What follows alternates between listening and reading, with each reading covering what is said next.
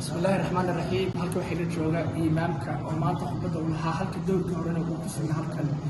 Sheekh Cabdicasiis oo isagu ahaa khadimkii jimcaha hore u lahaa khudbada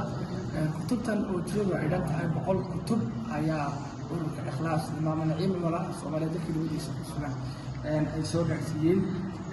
kutubtan waxa uu leeyahay Sheekh Cabdicasiis oo maanta sheekhi u lahaa khudbada jimcaha masaajidka ama uleeyahay tawba الشيخ بقولك كتب لجا بدون ولا جا حيسا وكتاب كله هو على الكالة ده كان نقصه دقيق قال كل دبات سيء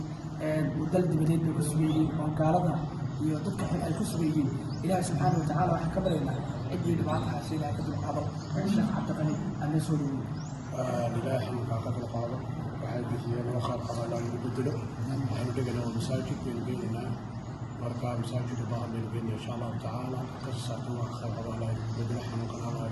وليبا وراها الصوماليين أمام العلماء وراها الجمهورية سقسوغا يعني قال كود ما لم أي كتب يعني إلهي أقدر بعدد إن شاء الله إلهي أقدر صدق الله إلهي سبحانه وتعالى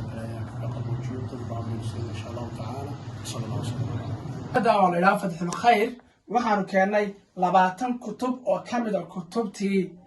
ururka Ikhlaas sadaqatu jaariya Ikhlaas iyo Maama Naciima iyo walaalaha Soomaaliyeed ay ugu deeqeen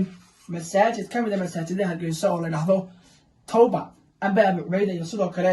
Daaru Fadha oo ah madrasad Quraanka lagu baro dadka jilicsan ee dhaqaalaha aan awoodin